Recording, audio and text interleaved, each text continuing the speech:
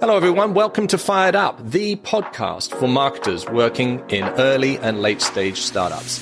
I'm Morgan McClintock, the CEO of startup marketing agency Firebrand. We've launched this podcast to interview the best in the business, but I'm not going to do it alone. So please meet my co-hosts. I'm Nicole Hitel, Firebrand's VP of Content Marketing. And I'm Chris Ulbrich, Firebrand's Head of Media Relations. I'm Ian Lipner, a tech PR and crisis communications veteran. We'll drop a new episode each week, so there's plenty of fuel for your marketing fire. Get the spark you need to take your startup to a whole new level. Hello, and welcome to Fired Up, the startup marketing podcast. My name is Morgan McClintock, and I'm joined today by my co-host, Ian Lipner. Hello. Good to see you today. Good to hear you today, Morgan. Good to see you too. So what are we going to talk about? Today, we're going to talk about, England and America are two countries separated by a common language. And we're going to talk about another common language, public relations. We're going to talk about what's happening in the UK, especially in the tech scene, about how US startups should think about the UK. And we're going to talk about trends one of our friends sees on the horizon. Great. Yes. We're joined today by Ilona Hitel, who is the founder of scaleup PR agency CommsCo. And Ilona really is the queen of UK tech PR scene. She has a real passion for working with tech teams on their proposition, their messages, their content to really make that as compelling as possible. And she has masterminded the European PR launch behind brands such as Salesforce, Sophos, and MessageLabs, not just in the UK, but across Europe. So, Ilona, welcome to Fired Up. Thanks very much, guys. Lovely to be here. By the way, those examples are going back quite a long time. But they are good. They're pretty good. I mean, as challenger brands go, they're memorable. They are very memorable. So congrats on those. Now, I want to start with something topical, and I'm looking at an article here in PR Week. This one is from May, but it basically talks about in the UK, comms budgets being pulled or cut or projects put on hold. There's one PR agency leader saying there's a noticeable change in mood that started in around sort of March or April with clients cutting budgets and putting projects on hold, slower pipeline for agencies, which really sort of reflects investment by brands in PR.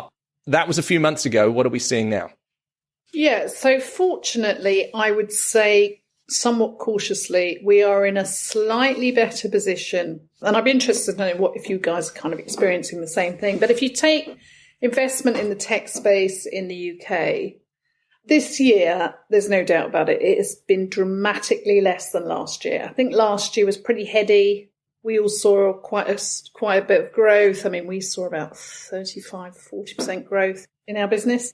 But if you look at, say, for example, the last numbers which report investment in tech in the UK in scale-ups or startups, sort of seed to Series C, September was a much better month at 488 million. I've got my numbers here, actually. Go back a year to September 2022, 760 million. Better month, but year on year, nowhere near. So it's been a really hard market in the UK. I think it's kind of been reflected in the US somewhat. Yeah, we would definitely say the same. Investment in startups is down. Interest rates here are still very high. The Fed has said they're going to continue them being high. The IPO window has been tested by Arm and Klaviyo recently. It hasn't gone brilliantly.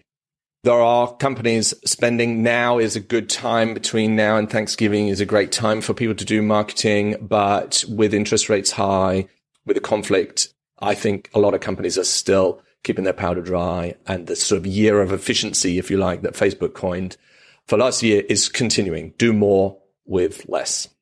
100%. I think it's a good time for all of us. It sort of teaches good cadence in terms of doing more with less, optimizing, kind of looking at every avenue for helping clients, as well as obviously doing our own marketing, right? And I think it just fine tunes the skills that you've got and makes you focus more. Obviously, you've got to work a fair bit harder in recessions, but those are the times for all of us to kind of differentiate. And obviously, you get access to some good talent. So it's a good time for people, for sure. It's not such a good time for businesses setting up. And I know a lot of our clients, their investors are coming looking for some of the returns. Therefore, they've got to go looking where they can sort of cut the numbers. But it's not all doom and gloom. I mean, we might have had to cut some of our budgets, but our clients have all, thank goodness, kind of carried on with us. And also there's quite a lot of movement. There's quite a lot of movement, I'd say, as you say, in the run up to the new year.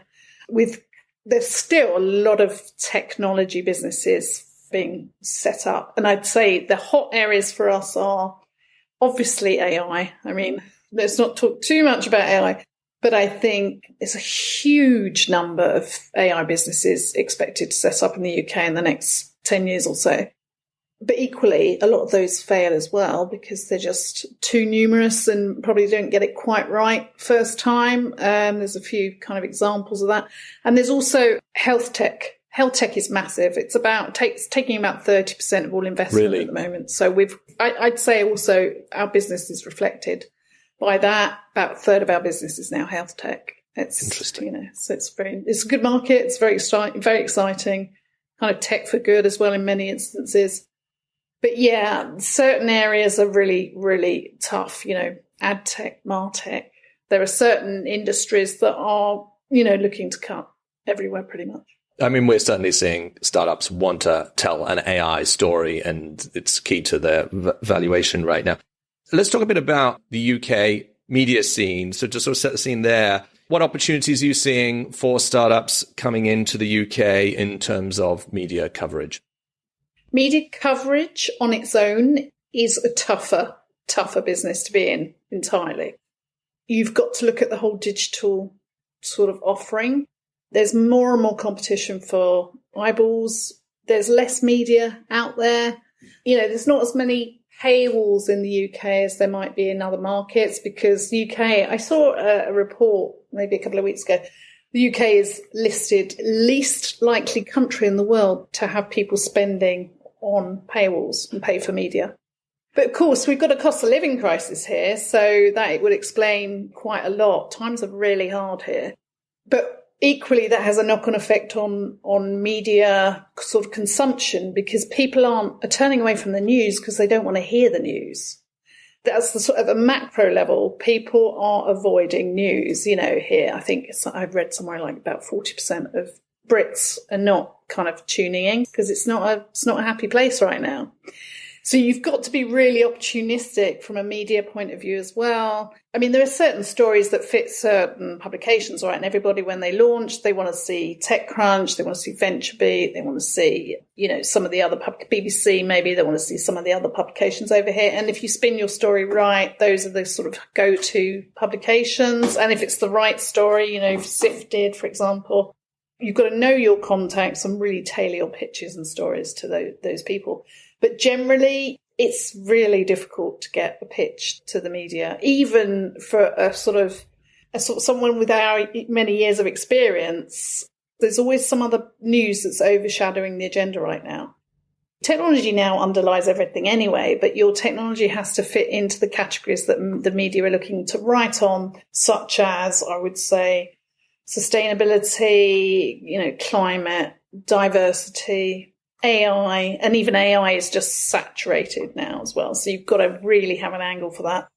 And probably, cost savings, economies is really important, consumer savings, that kind of thing. So you can't just go out with your sort of tech story now. You've got to be really tuned into what's going on. You mentioned that the news is so negative. Are there opportunities for somebody with a good news story? How do you stand out? You're trying to get involved with what the media is already writing, but they're sort of writing these bad news stories. So do you find yourself counseling clients one way or another in terms of getting involved in that or being the good news? Yeah, I mean, good point, Ian. One of the first learnings we were taught as PR people is the man bites dog. It's kind of like, what is the surprising news of the day? So if you have a client that's doing exceptionally well, so I take an example of late, we had a fintech company, UK, privately held, in fact, family-led the CEO's mother was the developer of the platform, which is incredible. They just took on 7 million of investment, which is obviously, investment generally is not so common these days, certainly as I was saying from last year. That got about 30 tier 1 media placements. No wire involved at all. It was just pitched for the story it was. So you're right. You can really hone your story to kind of, if it bucks the trends, then that also is a good opportunity for clients. So tell us a bit about the UK tech scene there. You just mentioned a 7 million, I think, probably pounds investment. But you've mentioned the Silicon Roundabout. Is that literally a roundabout in Reading or in Shoreditch? What is the domestic scene there like? The Silicon Roundabout was kind of ironically named, I think, a few years back. But it's the area in East London. I'd say now it's probably the Old Street kind of Shoreditch roundabout. There's a roundabout there, and that tends to be the hub now for tech businesses and startups. Previously, when I started out in PR, and in fact up until quite recently, majority of clients were based down the M3, the M4. You were always driving out to Bracknell, Reading, all of the various places. Yeah, actually, for the US audience, M3, M4 are the main motorways out to the west of London. Okay, so our offices are based in West London, so we could be between the media, who was in Central, and the clients that were out in the west of England. But now, I'd say we only are heading into town for our client meetups. So, because they're all in either Shoreditch or maybe King's Cross. They're all pretty much central Waterloo. So Silicon Roundabout is a thing. London Tech City is a thing. I think in London there are around, the statistics vary, but between 20 and 40,000 tech startups, scale-ups. A thriving tech scene then. Yeah, pretty thriving. Yeah, absolutely. And when you think about it, in the UK, I think there's about double that in terms of tech scale-ups and startups. But it's now become, it's not just about London. I think London probably saw less investment this year. It's more about kind of, there's Manchester and there's Bristol. Bristol's got a thriving tech scene. Edinburgh. So it's about these sort of regional hubs across the UK. And are these startups funded by, are they venture backed? Are they funded by domestic venture capital firms? Or do they tend to be the companies that you work with, perhaps sort of international expansion of US headquartered companies? I'd say a lot of European startups. This morning I had a conversation with a Danish company that was starting up. Norwegian. There's a lot of activity in Europe. Majority are starting up over here. It's a busy time. Less so US backed coming to Europe from my experience, what I see. Okay. The investment and funding is pretty Europe based. And of that, London gets the majority still, believe it or not. Post Brexit, we're still kind of hanging on to pride of place, but it's really been challenged and challenging. And when a US startup comes into the UK and into Europe, then because there's a thriving domestic scene, they're likely to encounter a different competitive set. They'll need to change their messaging and adjust accordingly.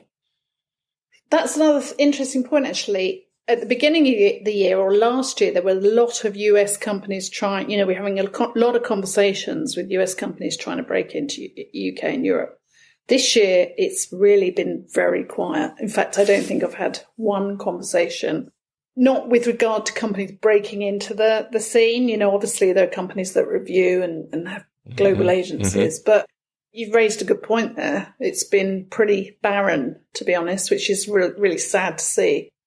US companies, typically, we would always advise, stick with the UK as a hub, and kind of build your momentum from there. Because some US companies that want to launch in Europe think, want to do everything at once. And I don't think the understanding is always there that Europe is really federated and you've got to go to individual countries. You've got to get everything translated, not just translated. In fact, that is also another kind of misconception that you can just translate everything. You have to really localize it. So, Germany wants its own stories. France wants its own stories. Scandinavia, which is phenomenally expensive, wants its own stories. And I'd say, if you're already spending a lot of PR budget in the US, you're probably at least going to double that by coming across Europe. So our advice is always start in the UK, build a momentum, and then kind of piecemeal pick off European markets, unless you've got the budget and you can do it all in one go, which is great. If a US company wants to go to the UK, what do they need before they get started? Sometimes when we have companies coming to the US, we say, okay, well, do you have a local customer? Do you have local spokespeople? What do you need in the UK? Well, exactly that. So number one, I think you need people. You need a customer. You need a spokesperson. So those are the first and foremost, more than anything, because the market wants to see that you're invested here. You need that customer to want to speak, or you need that thought leader to be local and to have some very exceptional thoughts. We can mold those. I mean, we spend most of our days now actually on the phone with execs. We'll plant the seed, then we'll hold forth for 15 minutes, and then off the back of that, we can go and place thought leadership. In fact, that's one of the biggest opportunities, I'd say, for PR right now. Thought leadership, if you can write your compelling article and place it in the right media, that's one of the biggest PR tools, because the media is so short of capacity and time and space. They just want you to help do their jobs, which is great. So someone who can kind of put their name to that, and a client who can endorse what they're doing and the reason for what they're doing. And then probably an agency like ours that's going to say, well, look, your calendar is looking quite sparse because we understand that, because you're new to the market and you're putting feelers out. So we would recommend, here are the gaps amongst your competitors. Here's the requirement. Why don't you do some research on these topics, get some interesting feedback, and then we can use that to go out with a story, maybe a report. And, you've got 3 months, a sort of 3-month campaign there. The most immediate thing is obviously you want to decide what your messages are and what they're likely to be, whether they sync with the US. Chances are they will, but there'll be a kind of version that works in the UK. And you start to build this sort of campaign of content, a calendar of content.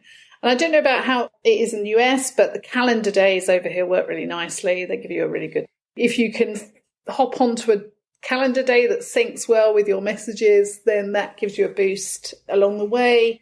Also, I think, Morgan, you said it's not so necessarily so widely accepted in the US, but in the UK, stunts work. We've done a couple of stunts for clients, depending on what the industry is. It's another way of kind of getting the attention when the attention is difficult to get at the moment. It's extremely competitive space. And also that helps with the whole next generation of people who get their news from different sources. The more visual it can be, the better, because obviously a lot of the news channels and publications have seen a decline, but there's the rise of things like TikTok massively over here. So, if you can do a story, and even in a B2B space, we did a story with a anti-money laundering company. We staged a stunt outside the Bank of England with some washing machines and some fake dollars. And it was a great photo story. And in fact, they got a lead on that very day. The client got a lead on that very day from one of the tech people walking around. They were very lucky. So that worked, and it was visual, and it had a good long tail. And we launched, I think, a report of some stats on that at that event and that day as well. What is something that we shouldn't do, us US PR teams? What kind of tactics and messages shouldn't we try in the UK? Sticking one story out as a fits-all and sticking it out the wire, or, worse, paying an agency to try and pitch the same story, a US story, to the press. I think, I don't know if it's the same in the US. I have some awareness of PR over there, but authenticity now really, really matters. And localization and kind of personality, because nobody wants to really hear the sort of corporate message anymore. I was thinking about this the other day. One of the ways we could differentiate was to build a story around a brand when every other brand was just putting releases on their website. And I thought, I wonder if that's still the case. And actually, I looked at a few sort of bigger tech companies, and you'd be amazed. there's still a fair bit of that around where there's kind of corporate releases that are sat on the website that probably didn't get any attention at all, and they were just done to serve the sort of PR department. And that was just an amazing thing, because I thought that was sort of, something that was done 20 years ago and had since finished, but it's still carried on. That's right. That's the sort of stuff that we fight, isn't it? We're against that, Firebrand and CommsCo. So, yeah, I think it doesn't work, and I'd be very surprised if any sort of today's kind of startups and scale-ups sort of adopted that approach anyway. But also to sort of think that, as I said, that Europe is one sort of territory. If you've worked over here in Europe, you realise that it's completely federated. And there are nuances between the European countries as well, which makes it really interesting and fun, but it's just not something you can tackle in one fell sweep. Right. So don't assume that what works over here is going to work over there. Make sure you commit to the market. These are separate markets, different languages, different issues, different competitive set. You need to show momentum and a specific take on it and some personality to make sure you're going to cut through in the UK. CommsCo and Firebrand we're partnering for our US and UK PR programs so that US startups can launch in the UK really sort of as seamlessly as possible, and vice versa, that tech scene over there, they can come and get a foothold over here in the US, and we make that as easy as possible for US and UK startups or scale-ups, which we're very excited about. So talk to me a little bit about what kind of commitment that they should make to the UK market. Are we thinking like, okay, look, we just talked about you need to commit, but can they just do it on like a 90-day program to start? Yeah, I mean, they may have one specific objective or project they want to get away. Fantastic. We can talk to them about that. Obviously, ideally, with all of our clients, we end up in a sort of retained relationship because they see the value and they carry on. But we also understand that, you've got to try it before you buy it. And I would say always a launch phase is between 60 and 90 days, right? If you want to see value, probably 90 days.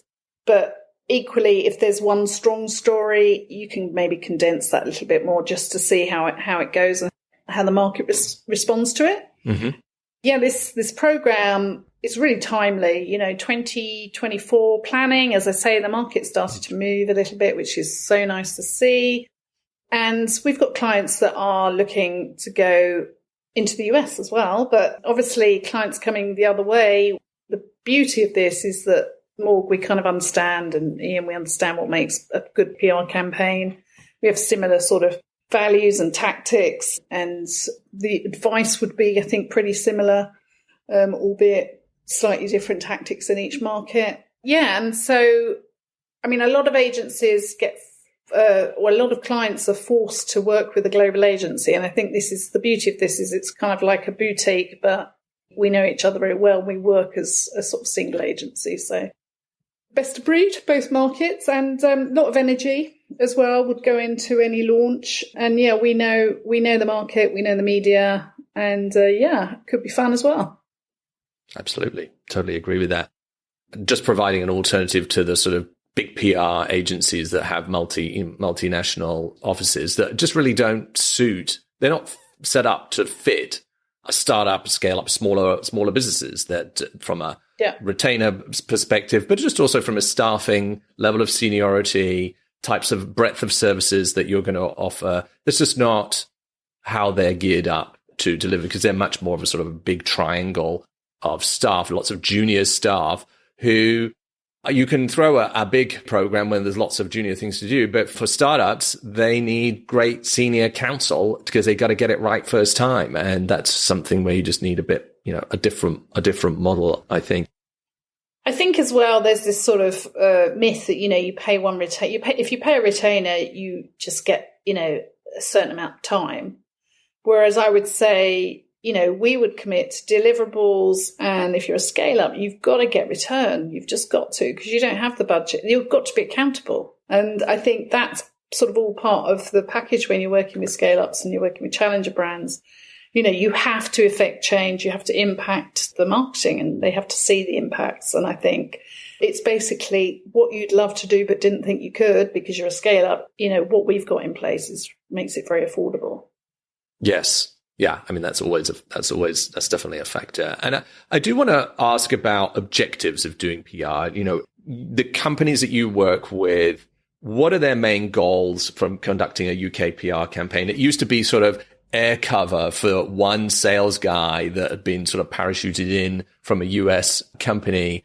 Has that really changed? What's the goal of the PR campaigns in the UK? That's a very good question. It's got many different answers. Yes to that. Mm-hmm. I think lead generation is really big right now because of where we are.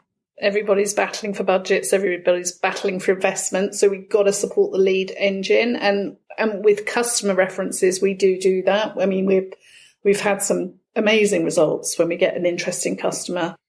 Me Too sales.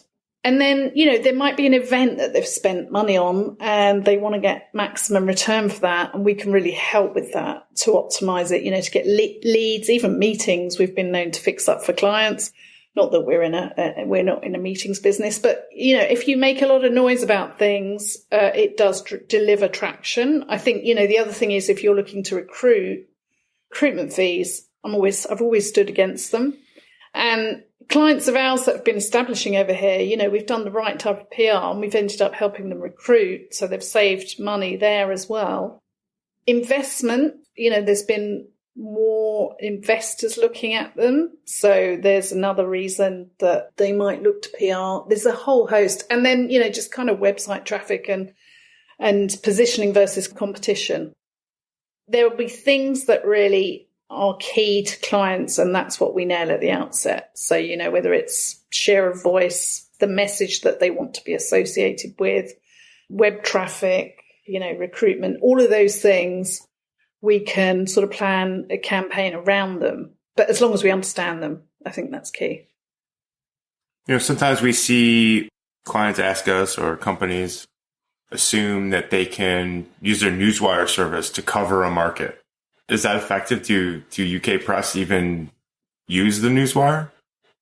No, in fact, the most cost-effective local newswire here went bust in the last year. And newswires, we've tested this out in the last year. We've used a few newswires to sort of get more coverage than we would get pitching to the media. It's had no impact. I know how expensive they can be in the US. And so there's a more limited array of newswires now, and they definitely have more limited results. It's much more personal. You've got to pitch you've got to know your editors. You've got to pitch in the story, and you've just got to maintain a constant presence and profile. It's funny, we were talking to a Sky News journalist last week, and we said, "How do you come by your stories?" Because they're so busy. And she said, "Well, funnily enough, I Google, interesting stories in the tech scene." And then I'll maybe follow up with them or develop them further, or I'll, amalgamate them, put them together, and then I'll kind of come up with a feature idea. So news can drive news, but certainly not on a wire numbers basis. It's like you've got to have a really interesting story and then pitch individually, I think. Switching gears a little bit, when you kind of think about 2024 on the whole, what are the trends in the practice of public relations? What are you seeing that you think, what's changing? So topics are much more focused in the areas that I mentioned: diversity, sustainability, having an awareness of the crisis in the economy. The kind of tone of voice and pitching, you've got to be much more with those things in mind and what's going on in the world. I think, authenticity and tech for good, and having spokespeople that are empathetic and not sort of just towing the corporate line. I think a certain amount of humility is what we kind of pick up on as well. Those spokespeople are the ones that tend to have the press coming back for more. Trends in the media, as I say, you've got to factor in Gen Zs going to TikTok for their news. Mm-hmm. So you have to kind of put that into the equation. I know a lot of brands are nervous about that, but it is on the rise, and you've sort of just got to test and see where it takes you. Channels like BBC is still, I think, the most reputable and used channel for news. So, that's always a go-to for, so BBC does cover quite a lot of tech. Thought leadership's big. Grouping together as well, like partnerships are big. So if you're going to go out with a story, having, taking the time to research it well. I saw your piece today, actually, Ian, on what goes wrong when you don't, how to get research picked up in the media. And I thought it was interesting because it's more and more difficult, even if you follow those guidelines.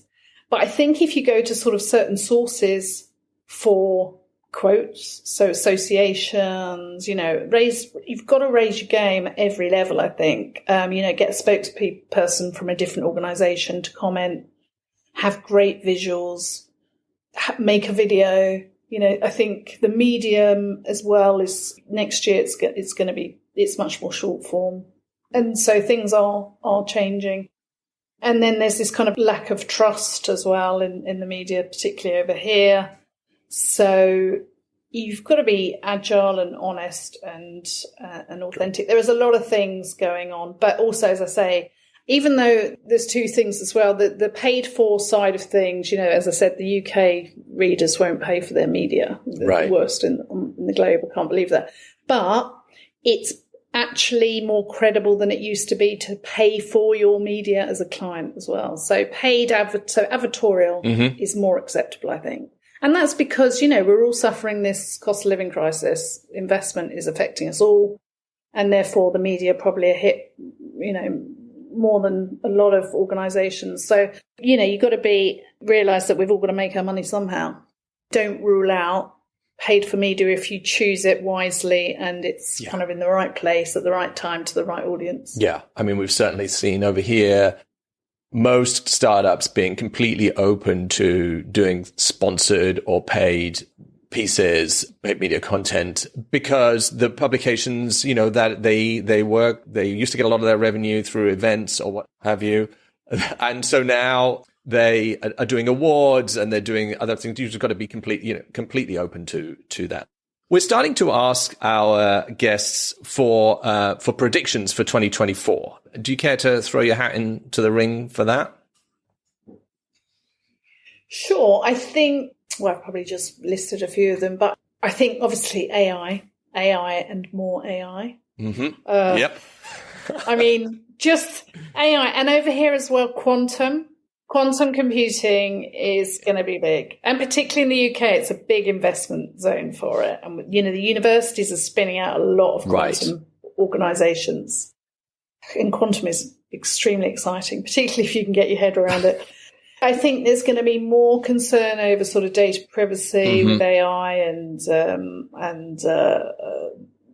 security. It was ever thus. And I think PR will be, and this is my hope, much more central to the marketing function because it is all about sort of tone of voice messaging, authenticity, and marketing is difficult right now. Right.